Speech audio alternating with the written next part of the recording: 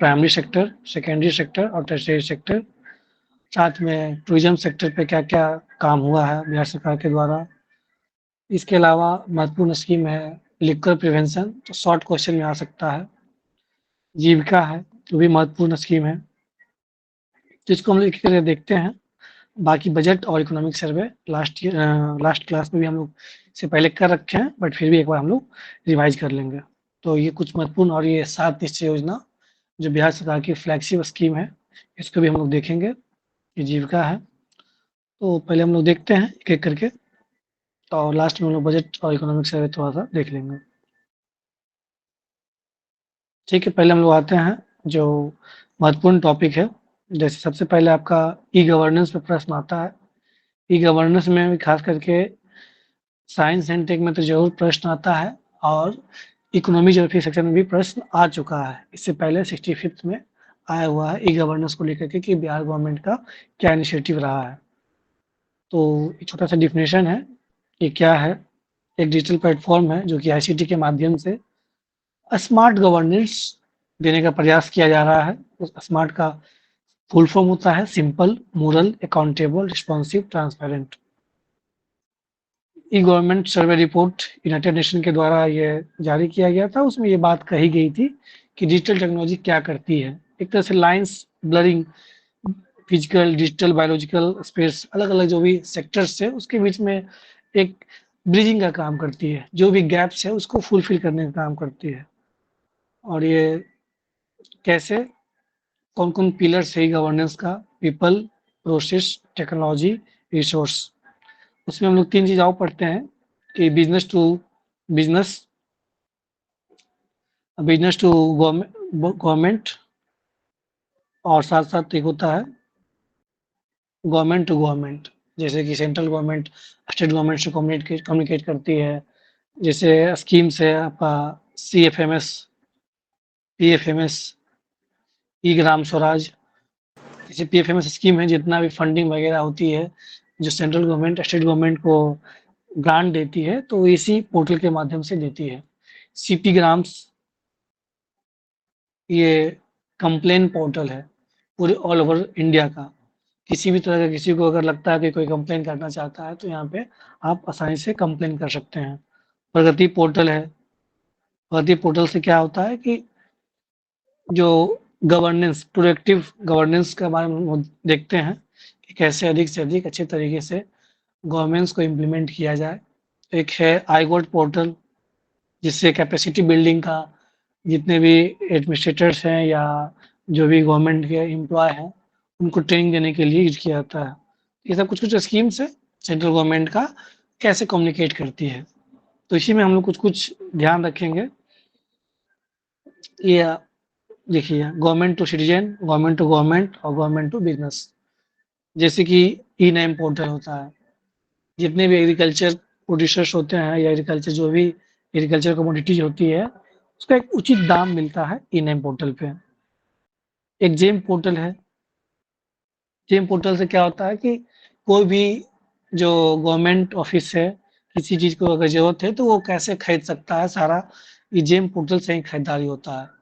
ऐसा इसलिए किया गया है कि ताकि बेहतर से बेहतर ट्रांसपेरेंसी आए। परिवेश पोर्टल है, ये किस लिए है, कोई बता पाएँगे? कोई बताइए परिवेश पोर्टल क्या है?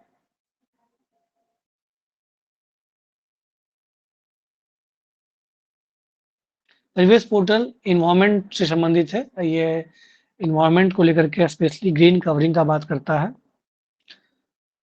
जेम, ये गवर्नमेंट टू गवर्नमेंट में है। जेम पोर्टल है, ई ऑफिस, ई कमान, स्पैरो, तो ये सब कुछ-कुछ एग्जांपल ध्यान रखेंगे। जेम पोर्टल से खरीदारी का काम होता है। ई ऑफिस, पूरा ऑफिस को क्या करना है कि इलेक्ट्रॉनिक बनाने का प्रयास है। ई कमान, हमारे बिहार में जितना भी होम गार्ड्स की जो ड्यूटेशन होती है, वो ई कमान के माध्यम से ही होती है। तो कम्युनिकेट करने का अलग-अलग तरीका है, जो कि ई गवर्नेंस मॉडल के थ्रू किया जा रहा है। तो कुछ-कुछ ये एग्जांपल है, ये सेंट्रल गवर्नमेंट का एग्जांपल है। बाकी हम बिहार का देखते हैं। देखिए, बिहार का आपका अलग-अलग, जैसे कि बिहार गवर्नमेंट को अवार्ड भी मिला था अश्विन पोर्टल के लिए। ये अश्विन पोर्टल, ये जितने भी आशा वर्कर्स है, उसको उनका मानदेय जो होता है, पर मंथ जो मानदेय मिलता है, वो पहले क्या होता था कि मानदेय ऑफलाइन होता था, तो उसमें बहुत समय लगता था और बहुत तरह का उसमें लूप होल्स था। इसलिए ऑनलाइन पोर्टल बना दिया गया और डायरेक्ट डीबीटी माध्यम से जो भी आशा वर्कर्स हैं, उनको डायरेक्ट दिया जाता है। तो इसीलिए अवार्ड ऑफ एक्सीलेंस अवार्ड भी मिला था सीएसआई ई गवर्नेंस अवार्ड 2021 में। मेधा सॉफ्ट पोर्टल, ये बिहार सरकार द्वारा जो पोस्ट मैट्रिक स्कॉलरशिप मिलता है, छात्रवृत्ति, उसमें प्रोफेशनल कोर्सेज के लिए मिलता है और साथ-साथ जो 10th के बाद या जो इंजीनियरिंग करना चाहते हैं, मेडिकल करना चाहते हैं, वो सबको ही मिलता है। तो ये मेधा सॉफ्ट पोर्टल और अश्विन पोर्टल, इस अवार्ड भी मिला था और भी बाकी बहुत सारे इनिशिएटिव हैं, जैसे हम लोग ये देखते हैं। आपका ये है आईसीटी इंफ्रास्ट्रक्चर। तो बिहार सरकार ने आईसीटी से संबंधित क्या-क्या काम किया है? इन्फॉर्मेशन एंड टेलीकम्युनिकेशन कैसे अवेयरनेस फैलाने के लिए, जैसे पहला है विश्वान। विश्वान पूरे बिहार में जितने भी प्रखंड है, जितने भी जिला है, जो भी वीसी होता है, वीडियो कॉन्फ्रेंस या मीटिंग, ऑनलाइन जो मीटिंग होती है, वो विश्वान के नेटवर्क के माध्यम से ही होती है। इसका फुल फॉर्म है Bihar state wide area network, इसको ध्यान रखेंगे। सेकलाइन जो सेक्रेटरीट पटना में है, वहाँ पे सेक्रेटरीट लोकल एरिया नेटवर्क। पीएसडीसी जितने भी डेटा है, जो भी ऑपरेटिंग हो रहा है, जो भी डेटा कलेक्ट हो रहा है, तो बिहार स्टेट डेटा सेंटर नाम कर का एक पोर्टल बनाया गया है और इसी पे सारा डेटा स्टोर किया जाता है। बीएएफ है बिहार आधार ऑथेंटिकेशन फ्रेमवर्क।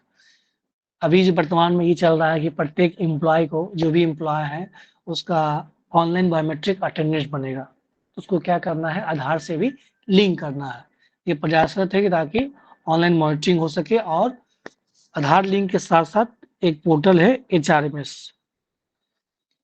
एचआरएमएस से लिंक करके ये करना है कि जिस दिन अटेंडेंस बनेगा उसकी सैलरी बनेगी, अटेंडेंस नहीं बनेगा उसकी सैलरी कट जाएगी। ये प्रयास से अभी आधार से लिंक किया गया है और बायोमेट्रिक का अटेंडेंस इसी से होता है। बिहार वन पोर्टल, ये क्या है? कोई जानते हैं? बताइए इसके बारे में। तो पेज ही है ना लोग कि नहीं है? हाँ, बताइए भैया। हाँ, चलिए कोई बात नहीं, ठीक है। बिहार वन पोर्टल, ये पोर्टल इसलिए है कि एक तरह से आप समझ सकते हैं यूनिवर्सल पोर्टल है। जिस तरीके से उमंग पोर्टल सेंट्रल गवर्नमेंट का पोर्टल है, जिसमें सारे फ्लैगशिप स्कीम्स का इंटीग्रेट किया गया है, आपको डीएल बनवाना है या ई परिवहन पोर्टल, सारा को इंटीग्रेट कर दिया गया है। उसी प्रकार से बिहार वन पोर्टल पे जब आप जाएँगे, तो वहाँ से गवर्नमेंट की जितनी भी स्कीम्स है, जितने भी डिपार्टमेंट्स है, 45 डिपार्टमेंट्स, सभी का स्कीम का आप देख सकते हैं। Service plus RTPS, right to public service, जिससे हम जाति, आय, निवास, कैरेक्टर या ईडब्ल्यूएस, एनसीएल इसी से बनता है, तो ये महत्वपूर्ण है। आईटी पार्क बन रहा है, आईटी सिटी बन रहा है, आईटी टावर बन रहा है, तो ये आईसीटी से संबंधित इंफ्रास्ट्रक्चर है, इसको आप ध्यान रखेंगे। दूसरा है लॉ एंड एडमिनिस्ट्रेशन। देखिए प्रश्न क्या एक शॉर्ट में भी आ सकता है कि गवर्नमेंट जो है ई गवर्नेंस में specially in law and justice, law and order and justice में क्या कर रही है, जुडिशियल सिस्टम में क्या कर रही है, तो उसको आप ध्यान रखेंगे। बाकी ओवरऑल पूरा तो पता होना ही चाहिए अलग-अलग चीज़ों डायमेंशन में।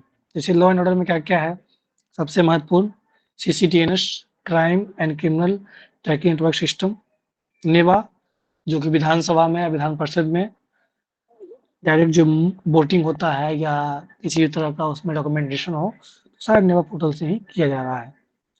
सीसीटीएनएस में ये 3-4 बात ध्यान रखेंगे कि कोई भी एफआईआर होता है, तो एक तो ज़ीरो एफआईआर भी हो सकता है, ऑफलाइन भी करते हैं और अब ई-एफआईआर भी कर सकते हैं। और ये सारा लिंक है, ई-एफआईआर लिंक किया गया है ई-कोर्ट से, ई-फोरेंसिक से, ई-प्रिज़न, ई-प्रोसिक्यूशन, ये पाँचों ध्यान रखेंगे। किसी भी व्यक्ति का जब मान लीजिए उस पे चार्ज लगता है, तो चार्ज लगने के बाद पहला क्या होता है कि उस पे एफआईआर किया जाता है। एफआईआर होने के बाद क्या है, फिर जेल होता है। ये पाँचों ध्यान रखेंगे कि ई-एफआईआर होगा, ई-फोरेंसिक, प्रोसिक्यूशन, प्रिज़न, ई-कोर्ट। इसके अलावा और कौन-सा संबंधित है, जो जैसे कि चक्र पोर्टल है। चक्र पोर्टल में क्या है, एक पूरा डेटा बेस है, जितने भी अपराधी हैं क्रिमिनल से बिहार सरकार का अपना है। सीसीटीएनएस तो कॉमन है पूरे इंडिया के लिए और स्टेट गवर्नमेंट के लिए भी है। सीएलटीएस ये बिहार गवर्नमेंट का अपना है, चाइल्ड लेबर ट्रैकिंग सिस्टम। जब भी एलईओ ऑफिसर्स या जो लेबर ऑफिसर जब जाते हैं फील्ड में या किसी चाइल्ड रेस्क्यू होता है, चाइल्ड लेबर रेस्क्यू, तो सारा ये ऑनलाइन मॉनिटरिंग होता है इसी से, कि बच्चा उसको डायरेक्ट जो चाइल्ड वेलफेयर कमेटी है उसको सुपुर्द कर देना है। जीपीएस लगा होता है जब टीम जाती है, तो ये सारा व्यवस्था किया गया है। तो ये एक तरह से लॉ एंड ऑर्डर को मेंटेन करने के लिए ही है। ई कमान हमने चर्चा की है। होम गार्ड्स का जो डिप्यूटेशन होता है किसी भी जिले में, तो वो ई कमान के माध्यम से ही होता है। ऑनलाइन होम गार्ड को भी होम गार्ड देख सकते हैं कि मेरी ड्यूटी अगली कहाँ लगने वाली है। कि समान तौर पर होम गार्ड्स यानी थाना में होते हैं, लेकिन उनकी ड्यूटी अक्सर ये होता है कि कभी छापा मारने जाना है, कभी एग्जाम ड्यूटी है, कभी लॉ एंड ऑर्डर ड्यूटी है। तो ये पुलिस सिविल लाइन से ड्यूटी लगता है। तो सारा वो ऑनलाइन भी उसके मोबाइल पे मैसेज आएगा या एप्लीकेशन में जाकर के देख सकते हैं। सीएम जनता दरबार कंप्लेन पोर्टल है। इस माध्यम से कोई भी व्यक्ति जनता दरबार में कंप्लेन कर सकता है और सीएम से अपनी बात रख सकता है। बिहार स्पैरो पोर्टल, जितने भी एम्प्लॉय होते हैं, गवर्नमेंट एम्प्लॉय, गवर्नमेंट ऑफिसर्स, सभी का स्पैरो पे पार लिखा जाता है। पार बोलते हैं परफॉर्मेंस अप्रेजल रिपोर्ट। जो भी एम्प्लॉय होते हैं वो जितना काम करते हैं उस काम का कैसा काम कर रहे हैं, उनका कैरेक्टर कैसा है, तो इसको सारा ऑनलाइन ही रिपोर्ट देना है। उसी आधार पे आगे उनका प्रमोशन होता है या इंक्रीमेंट लगता है या कभी-कभी पनिशमेंट भी हो सकती है। तो ये सारा पहले ये ऑफलाइन होता था, उसको हम लोग बोलते थे एसीआर, अब ये ऑनलाइन होने लगा है। स्पैरो पोर्टल पे है पार। ई ग्राम स्वराज पोर्टल, अब यह एक है ई पंचायत पोर्टल। इसमें क्या होता है कि जितने भी पंचायतें हैं, उसमें कौन-सी योजनाएँ चल रही है, क्या पेमेंट हो रहा है, सारा ट्रांसपेरेंट है। उसपे दिखा सकता है कि किस पंचायत ने कौन-सी योजनाएँ ली है। और जो लोकल बॉडीज़ है, स्पेशली ग्राम पंचायत, पंचायत समिति और जिला परिषद। ई ग्राम स्वराज में उसी तरीके से ये 15 ये सेंट्रल गवर्नमेंट का है। लेकिन समान तौर पे 2 जो कॉमन है, इसलिए लिखा गया है सेंट्रल गवर्नमेंट और बिहार गवर्नमेंट का कॉमन है, लेकिन ये लॉ एंड ऑर्डर या एडमिनिस्ट्रेशन के लिए स्पेशली है, दैट्स व्हाई इसको यहाँ पे लिखा गया है। तो ये आप law and order administration judicial system इसमें आप इस्तेमाल कर सकते हैं एग्जाम्पल में। तीसरा हम लोग देखते हैं फिस्कल गवर्नेंस, जहाँ पे भी बात होगा इकोनॉमिक रिफॉर्म्स या किस तरीके से फिस्कल रिफॉर्म वित्तीय सुधार किया जा रहा है। उसमें कौन-कौन से पैसा कैसे सैलरी कैसे मिल रही है या किसी को मानदेय कैसे मिल रहा है, ग्रांट कैसे मिल रहा है, जीएसटी का कलेक्शन कैसे हो रहा है, इनडायरेक्ट टैक्स या वैट का टैक्स क्या, तो उसके लिए अलग-अलग पोर्टल बनाया गया है। CFMS, PFMS, HRMS. सीएफएमएस जो है और HRMS, CFMS specially contractual employee के लिए बनाया गया है, जो नॉन परमानेंट एम्प्लॉय हैं। एचआरएमएस परमानेंट एम्प्लॉय के लिए बनाया गया है। बिहार गवर्नमेंट जो भी सैलरी वगैरह नॉन परमानेंट एम्प्लॉय को देती है, वो सीएफएमएस के माध्यम से देती है और एचआरएमएस को परमानेंट एम्प्लॉय को देती है। पीएफएमएस ये सेंट्रल गवर्नमेंट का है, सेंट्रल गवर्नमेंट जो ग्रांट देती है।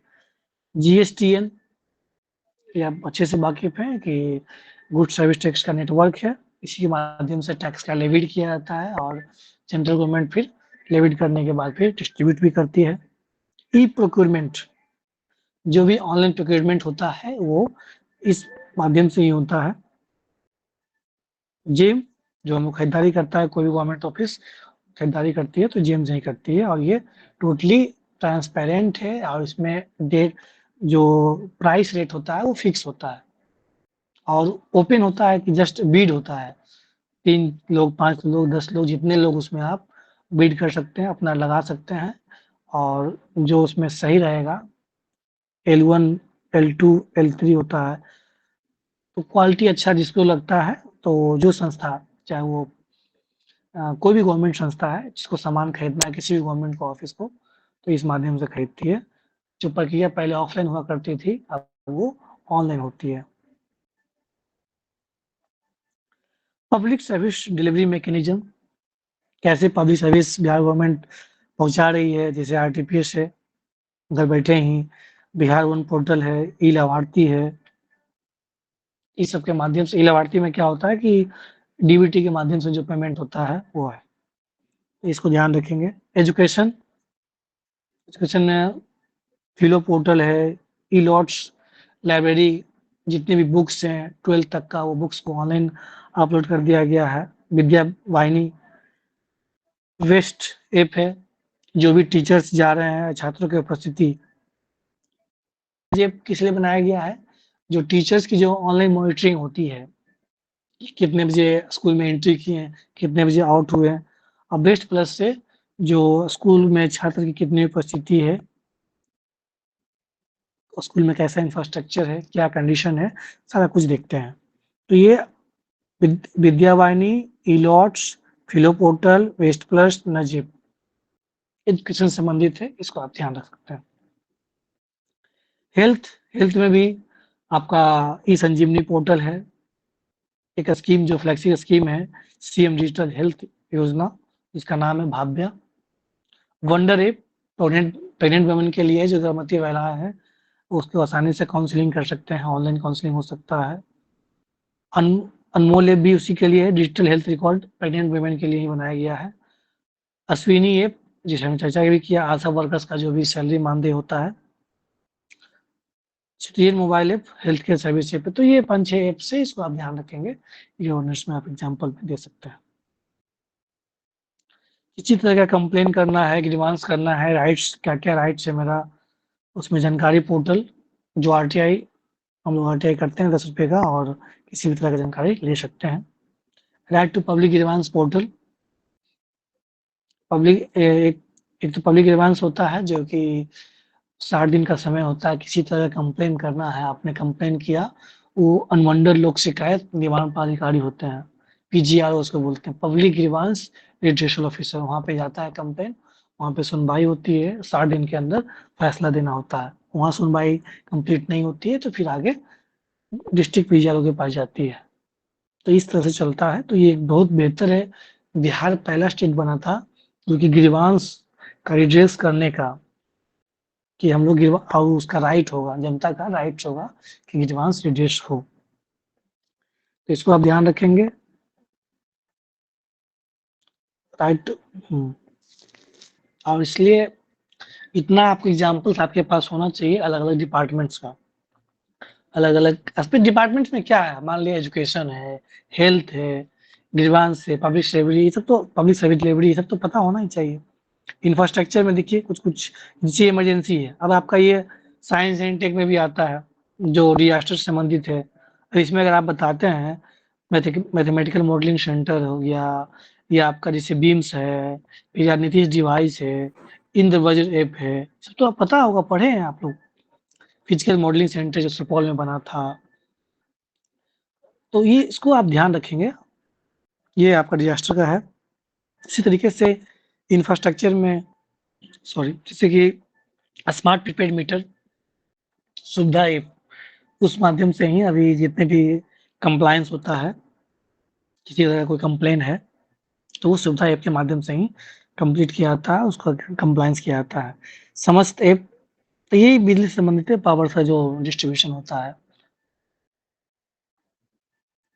लैंड सेटलमेंट, जब हम लोग एडमिनिस्ट्रेशन का बात करते हैं तो ये भी एक महत्वपूर्ण मुद्दा है। कौन-कौन सा प्रयास अभी किया जा रहा है, ई-मापी है, परिमार्जन पोर्टल है, भू समाधान है, डिजिटाइजेशन जो किया जा रहा है, परिमार्जन, ये लैंड रिकॉर्ड्स कंप्यूटराइजेशन है, ऑनलाइन जमाबंदी है। तो 3-4 एग्जाम्पल ध्यान रखेंगे। जल जीवन ग्रीन इनिशिएटिव में क्या है, ई परिवेश पोर्टल है, वन ऐप है, वन मित्र ऐप है, फॉरेस्ट मैनेजमेंट इन्फॉर्मेशन सिस्टम है। ये सब कुछ-कुछ एग्जाम्पल है, इसको ध्यान रखा जा सकता है। एग्रीकल्चर में किसान के कॉल सेंटर हो गया, किसान विज्ञान केंद्र हो गया, बिहान ऐप हो गया।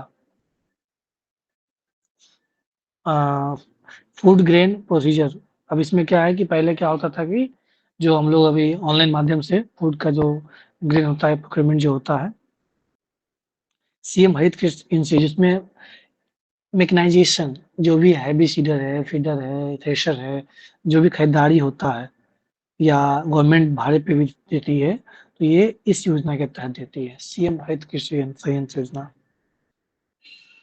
ठीक है, यही गवर्नेंस से संबंधित है। अलग-अलग डिपार्टमेंट्स, अलग-अलग सेक्टर का हम लोग देखें, लैंड सेटलमेंट का हो गया, ग्रीन का हो गया, इंफ्रास्ट्रक्चर हो गया, इमरजेंसी हो गया, डिजास्टर हो गया, एजुकेशन हो गया, फिजिकल गवर्नेंस हो गया, और ये आपका लॉ एंड ऑर्डर हो गया, एडमिनिस्ट्रेशन हो गया, आईसीटी हो गया। ठीक है, हम अगला टॉपिक बढ़ते हैं। कास्ट सर्वे, ये भी महत्वपूर्ण है, शॉर्ट क्वेश्चन में आ सकता है कि कब लॉन्च किया गया था। 2 अक्टूबर 2023 को पहला सर्वे के लिए रहा गया था, और सबसे पहले बार 7 जनवरी 2023 को नीतीश कुमार के द्वारा वैशाली में प्रारंभ किया गया था। उसमें क्या था, कुल 17 क्वेश्चन था, 2 फेज में इफेक्ट किया गया था, और ये आप देख लेंगे परसेंटेज मोटा-मोटी कम से कम ध्यान रखें। बीसी कितना है, एबीसी कितना है, एससी कितना है, और ये अलग-अलग कुछ-कुछ कास्ट का है। बीसी में जो महत्वपूर्ण यादव है, कुशवाहा है, कुर्मी है, एबीसी में केवट है। ये अब जब आपको 7 नंबर में आता है, तो अगर आप इतना बना भी देते हैं, अगर नहीं लिख पाते हैं कोई बात नहीं, लेकिन एटलीस्ट अगर लिख पा रहे हैं तो दैट मीन्स ये आपको जानकारी है। You have know the well dimensions. अब ये देखिए सब पॉजिटिव और नेगेटिव क्या अप्रोच है, क्या कॉन्स है, क्या बेनिफिट हो सकता है। एक हम लोग ट्रू डेमोग्राफिक, किस कास्ट में कितने लोग पिछड़े हैं, कितने अगड़े हैं, कौन लोगों ने फ़ायदा उठा लिया है, उसको नहीं मिलना चाहिए, जो कि सोशियो इकोनॉमिक कास्ट सेंसस भी किया गया था 2011 में सेंट्रल गवर्नमेंट के द्वारा। एक तरह से अफर्मेटिव एक्शन प्रोग्राम हो सकता है कि हम लोग जिस तरह से सब कैटेगराइजेशन पे बात हो रही है, जैसे सुप्रीम कोर्ट ने भी डिक्लेयर किया था एससी-एसटी को लेकर के, अगर जो रोनी का मिशन था ओबीसी का ऊपरीकरण को लेकर के, तो इस पे बात, तो एक तरह से ये इनिशिएटिव हो सकता है कि हम लोग आसानी से ट्रैक कर सकें। डेटा किस लिए होता है? आसानी से हम लोग ट्रैक कर सकते हैं कि कौन-सा, किस कम्युनिटी के लोग ज़्यादा पिछड़े हैं, कौन-सा अगड़े हैं, किसको ज़्यादा मिलना चाहिए रिजर्वेशन। कॉन्स्टिट्यूशनल ऑब्लिगेशन है, यूपीएससी में ये कहा भी गया है कि समाज के हर एक वर्गों को वो वेलफेयर हो सके। सर्वोदय, जो हमारे गांधी जी का ये आइडिया है कि वो आइडिया वो अचीव कर पा रहा है। इस तरह से हम लोग सारे कम्युनिटी को देख लेते हैं और उस हिसाब से डेटा बनाते हैं, उस हिसाब से पॉलिसी बनाते हैं। Improve understanding of caste discrimination, बिल्कुल ये जो जाति का भेदभाव है वो डिस्क्रिमिनेशन को अंतर इसलिए कर सकता है क्योंकि सभी जात का अपना-अपना वैल्यू है और लोग समझेंगे। लेकिन कुछ कॉन्स भी हैं, कॉन्स ये हैं कि कहीं न कहीं इससे थोड़ा-सा जातिवाद को ज़्यादा बढ़ावा मिल सकता है। कास्टलेस सोसाइटी, टर्म क्या बोलते हैं, कास्टलेस सोसाइटी के अगेंस्ट में है। साथ-साथ सॉलिडिफाई कास्ट आइडेंटिटीज, जो election role of caste and religion, वो उसका इम्पैक्ट कहीं न कहीं और बढ़ेगा। रिजर्वेशन का डिमांड बढ़ सकता है। साथ-साथ जो डेटा कलेक्ट किया गया है उसमें कुछ डिस्क्रिपेंसी भी होगी, कुछ लूप होल्स भी होगा, तो ये भी एक नेगेटिव बातें हैं। खैर, लेकिन कुल मिलाकर के आपको कंक्लूजन में ये देना है कि एक बेहतर अप्रोच है, लेकिन उसको थोड़ा-सा और बेहतर तरीके से एग्ज़ैक्ट डेटा हो और जो एग्ज़ैक्ट नीडी है, उसको ये लाभ मिले जो गवर्नमेंट की पॉलिसी है। ये माइनॉरिटी के साथ कुछ-कुछ इनिशिएटिव है, उसको आप लोग देख लेंगे एक बार। ये सबसे महत्वपूर्ण, इसको आप हर एक जगह यूज़ कर पाएँगे। साइंस एंड टेक में भी यूज़ कर पाएँगे, सोशियो इकोनॉमिक ज्योग्राफी में यूज़ कर पाएँगे, साथ-साथ करंट अफेयर्स में शॉर्ट में भी आ गया, लॉन्ग में भी आ गया। हमारा मेन कंस्ट्रेंट्स क्या है? रैपिड इकोनॉमिक डेवलपमेंट जो हमारा नहीं हो पा रहा है, उसका क्या मेन कंस्ट्रेंट्स है? देखिए, मैं डायमेंशन वाइज़ इसको अलग-अलग रखने का प्रयास किया हूँ, ताकि आपको लिखने में भी आसानी हो, याद रखने में भी आसानी हो, पढ़ने में भी आसानी हो। जैसे हिस्टोरिकल में क्या है कि शुरू से ही एक्सप्लॉइटेशन हुआ रिसोर्स का, स्पेशली बंगाल, ये झारखंड और उड़ीसा का भी बँटवारा हो गया, जहाँ पे मिनरल्स ज़्यादा थे, तो एक ये भी वजह रहा है। पॉलिटिकल में क्या, caste based politics, role of caste and religions, political stability भी रहा था बीच में 30 साल के लिए, वो भी जो कि बैकवर्ड स्टेट बनाया। Policy formulation, implementation, bureaucratic issue, आज भी जो ब्यूरोक्रेटिक इशू मतलब पूर्ण रूप से डिसेंट्रलाइज नहीं हो पाया है, जब तक होना चाहिए। एक महत्वपूर्ण मुद्दा, राजनीति का अपराधीकरण और आपराधिक राजनीतिकरण, ये सबसे महत्वपूर्ण है। ये भी, तो ये आप टर्म है, इस टर्म को आप ध्यान रखेंगे कि पॉलिटिकल में क्या-क्या हो सकता है। कास्ट डिस्क्रिमिनेशन हो सकता है, पॉलिटिकल इंस्टेबिलिटी का बात कर सकते हैं, ब्यूरोक्रेटिक इशू का बात कर सकते हैं, पॉलिसी फॉर्मेशन का बात कर सकते हैं, politics without principal Gandhi ji का, कि अगर बिना प्रिंसिपल का, बिना वेलफेयर अप्रोच का हम लोग पॉलिटिक्स करते हैं तो वो ठीक नहीं है। उससे कहीं न कहीं उस स्टेट का, उस कंट्री का नुकसान हो सकता है। इकोनॉमी, इकोनॉमी में क्या है? इकोनॉमी में देखिए, अब एक तो हमारे इंडस्ट्री कम है, देखिए less number of industry, less job creation, less capital formation, इससे क्या है? लेस सेविंग्स है। तो ये एक विशियस साइकिल बन रखा है। तो जब लो कैपिटल फॉर्मेशन होगा तो उससे क्या होगा कि लो सेविंग होगा। फाइनेंशियल अवेयरनेस भी कम है। नीति आयोग के अनुसार हमारा अभी तक भी मल्टी डायमेंशनल प्रॉपर्टी इंडेक्स 33.76 है। अब देखिए, इकोनॉमिक में एक चीज़ और बात होता है, इंफ्रास्ट्रक्चर। इंफ्रास्ट्रक्चर में 2 तरह का, आप ऐसे लिखने का प्रयास करें। ये जो डायग्राम मतलब इसलिए मैं बता रहा हूँ कि ताकि इसको आप यूटिलाइज़ करेंगे। पैराग्राफ से बेहतर है कि आप डायग्राम बनाते रहें। देखिए, फिजिकल हो गया, सोशल हो गया। फिजिकल में क्या? इंफ्रास्ट्रक्चर पुअर है। हाँ, हालाँकि पहले की अपेक्षा रोड्स हो गया, इलेक्ट्रिसिटी हो गया, रेलवे लाइन्स हो गया, एविएशन हुआ, पहले से बेहतर हुआ है। लेकिन अभी भी और बेहतर करने की ज़रूरत है, कनेक्टिविटी बेहतर करने की ज़रूरत है, इन्वेस्टमेंट बढ़ाने की ज़रूरत है।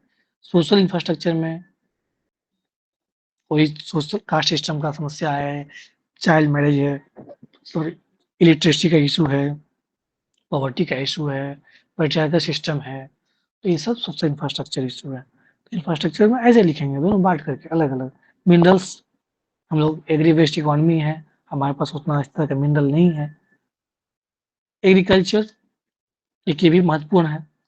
लैंड फ्रेगमेंटेशन, आज तक लैंड रिफॉर्म्स अभी तक अच्छे तरीके से इम्प्लीमेंट नहीं हो पाया। लैंड सर्वे अभी पता नहीं कितना समय लगेगा। लो प्रोडक्टिविटी, उत्पादकता भी बहुत कम है। एग्रीकल्चर टेक्नोलॉजी, हमारे पास उतना टेक्नोलॉजी भी ढंग का नहीं है। और डिस्ट्रीब्यूट एम्प्लॉयमेंट, प्रच्छन्न बेरोजगारी हम लोग झेल रहे हैं, जहाँ पे एक खेत पे 2 व्यक्ति को काम करने की ज़रूरत है, वहाँ पे 4 व्यक्ति काम कर रहे हैं। और क्या समस्या है? प्री हार्वेस्ट, जब एग्रीकल्चर को हम लोग पढ़ते हैं तो 2 तरीके से पढ़ते हैं, प्री हार्वेस्ट, पोस्ट हार्वेस्ट, और लास्ट में उसका जो प्रोसेसिंग होता है, मार्केटिंग होता है। क्या-क्या समस्या हुआ है? फर्मेंटेशन का है, सीड का है, फर्टिलाइज़र का है, कोल्ड स्टोरेज है, लॉजिस्टिक है, पैकेटिंग है, तो ये ध्यान रख सकते हैं। बाकी नेचुरल डिज़ास्टर भी हो सकता है, फूड ड्रॉट्स। तो ये आपका रीजन है कि क्या रीजन है कि बिहार अभी तक जितना डेवलप्ड होना चाहिए, 70-75 साल में बाकी जो स्टेट हैं डेवलप कर गए, बिहार अभी तक नहीं कर पाया। तो ये आप रीजन्स ध्यान रखेंगे, इसको आप कहीं भी, ये कॉमन है, आप कहीं भी यूटिलाइज़ कर सकते हैं जहाँ पे बिहार की बात आएगी। चाहे वो ऐसे भी हो सकता है या आपका इकोनॉमिक ज्योग्राफी का सेक्शन हो सकता है, हिस्ट्री का हो सकता है, साइंस एंड टेक में हो सकता है। इसको आप ध्यान रखेंगे, एक पेज में रीजन से। देखिए, ये हिस्टोरिकल हो गया, पहला रीजन हिस्टोरिकल। रिसोर्स का एक्सप्लॉइटेशन शुरू से ही हुआ ब्रिटिश इंडिया के द्वारा। उसके बाद पार्टीशन ऑफ बिहार, जो बिहार का जो पार्टीशन हुआ, तो बंगाल बंगाल पहले अलग हुआ, फिर झारखंड, फिर उड़ीसा। कुल मिलाकर के जो हमारे पास बंगाल अलग होने से पोर्ट्स खत्म हो गया, झारखंड और उड़ीसा से जो भी मिनरल्स थे खत्म हो गए।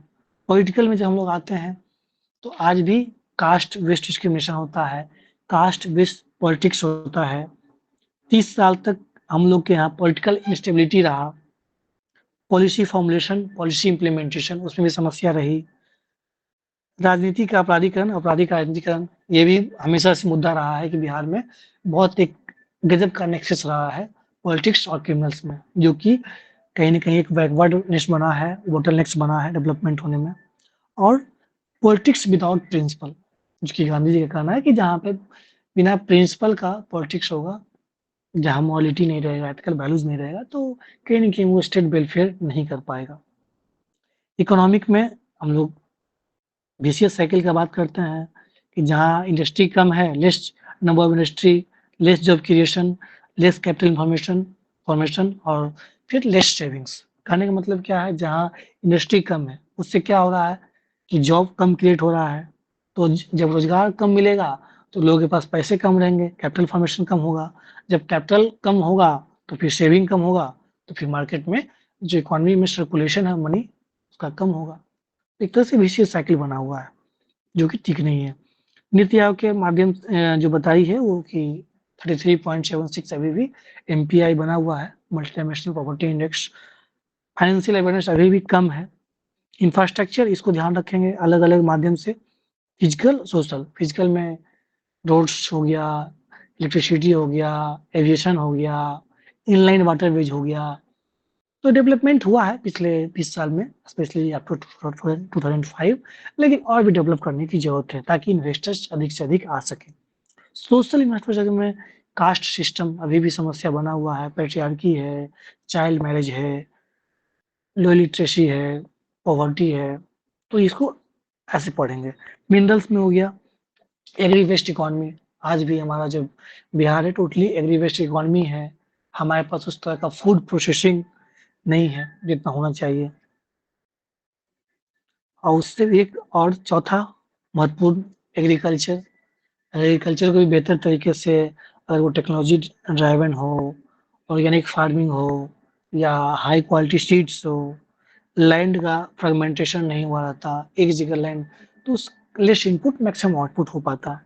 डिस्क्यूज्ड एम्प्लॉयमेंट है, प्रच्छन्न बेरोजगारी जिसमें कि जहाँ पे एक व्यक्ति का होना चाहिए, 2 व्यक्ति का लगा होना चाहिए, जहाँ पे 4 व्यक्ति काम कर रहे हैं।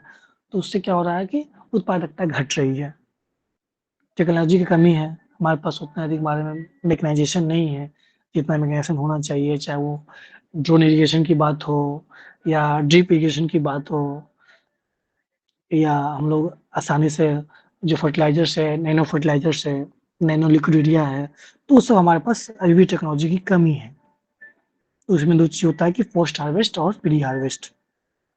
और नेचुरल डिज़ास्टर हमेशा रहता है, कभी फ्लड, कभी ड्राउट, कभी अर्थक्वेक, कभी लाइटनिंग, कभी थंडरिंग, कभी फायर। कभी इतनी गर्मी पड़ रही थी कि फायर हमेशा लग रहा था, गेहूँ पक गए थे और फायर बार-बार लग रहा था। तो एक ये भी चैलेंजेज़ है। मिसलेनियस हमारे पास बहुत सारे इंडस्ट्रियल सिटीज़ नहीं हैं, गिन-चुन कर के 3-4 नाम आते हैं, पटना, गया, भागलपुर, दरभंगा, मुज़फ्फरपुर, बात इतना ही खत्म हो जाती है। दूसरे स्टेट को देखते हैं तो बहुत सारे उसके पास ऑप्शन होते हैं, तो उसको हम लोग को डिसइंटीग्रेट करने की ज़रूरत है, डिसेंट्रलाइज़ करने की ज़रूरत है। Lacking of international borders, national borders नहीं है हमारे पास और साथ-साथ ब्रेन ड्रेन हो रहा है, माइग्रेशन भी हो रहा है। तो ये आपका ओवरऑल ये बैकवर्डनेस का रीज़न है, इसको आप ये एक तो समझ लीजिए कि यूनिवर्सल है, इसको आप कहीं पे भी यूटिलाइज़ कर सकते हैं। जहाँ पे भी बिहार का बैकवर्डनेस की बात आएगा, उसको आप यूटिलाइज़ कर सकते हैं अलग-अलग डायमेंशन में, historical, political, economic, agriculture, natural disaster. हम लोग देखते हैं एग्रीकल्चर में क्या समस्या है, प्राइमरी सेक्टर जिसको हम लोग बोलते हैं, उसमें क्या समस्या है, बिहार गवर्नमेंट क्या प्रयास कर रही है। जैसे एज़ पर इकोनॉमिक सर्वे इसका कंट्रीब्यूशन कितना है, 19.9 है, ग्रोथ रेट कितना रहा है, 5.7% रहा है,